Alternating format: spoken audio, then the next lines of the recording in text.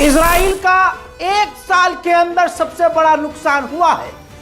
जितने भी कमांडर और उसके फौजी मारे गए हैं, अब तक का उन सब में सबसे बड़ा कमांडर इजराइल का गज्जा के अंदर मारा गया है।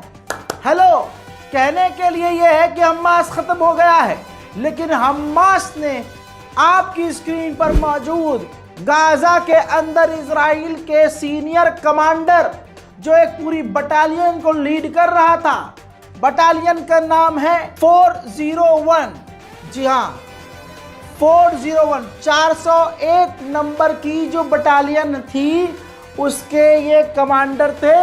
गाजा के अंदर इजराइल का ये सैनिक, ये कमांडर हमास और गाजा के लोगों के खिलाफ बड़ा ऑपरेशन कर रहा था।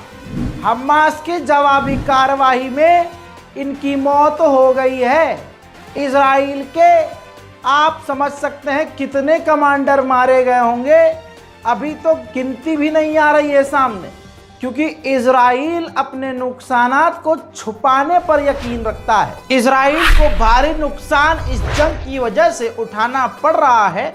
ब्रेकिंग न्यूज़ में आपको ये बता दूं मैं आपको, साथ ही अगर इतनी देर रात को कुछ आपको अपडेट दे रहा हूं तो समझ लीजिए कि काफ़ी बड़ी खबरें हैं।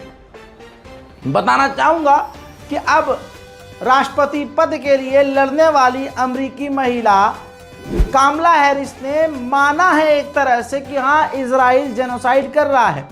एक अमेरिकी फिलिस्तीनी समर्थक कमला हैरिस के एक प्रोग्राम में पहुंच गया और उसने सवाल खड़े किए कि जेनोसाइड हो रहा है और आप उसको इग्नोर कर रहे हैं।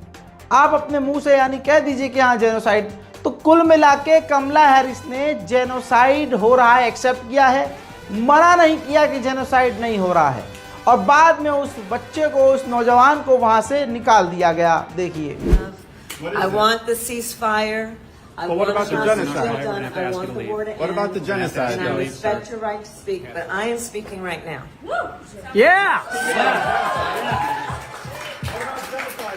So 2,000 people dead. 19,000 children are dead. 19,000 children are dead. You won't call it genocide.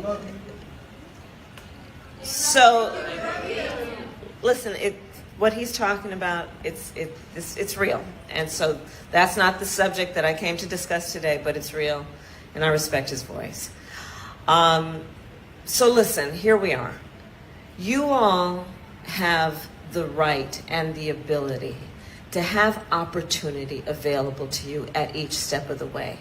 When I talk about what I intend to do as president, it is about many things, including what I call building. उधर Lebanon की तरफ से Israel के ऊपर दिन भर आज सैकड़ों रॉकेट आए हैं। पहले मैं आपको रॉकेट आने का मंजर, इंटरसेप्शन दिखाऊंगा, और उसके बाद जो रॉकेट कुछ इजराइल के इलाकों में गिरे हैं वो भी दिखाऊंगा।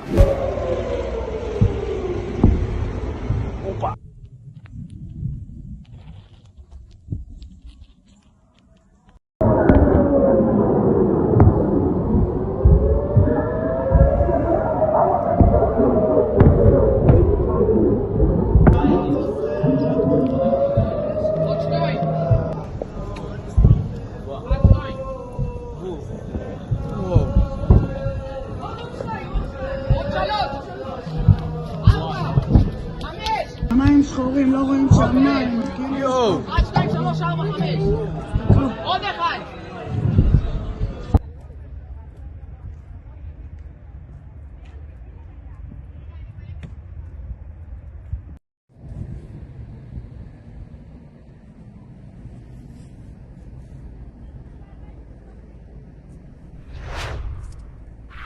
इजराइल खुशियां तो मना रहा है कि उसने ये कर दिया, उसने वो कर दिया, हमने उसे मार दिया, लेकिन हकीकत यह है कि तमाम इंटरनेशनल कम्युनिटीज़ जानती हैं कि 2 स्टेट सॉल्यूशन के बिना ये जंग कभी नहीं रुकेगी। इस ब्रेकिंग न्यूज़ में देर रात अभी तक के लिए इतना ही। जय हिंद।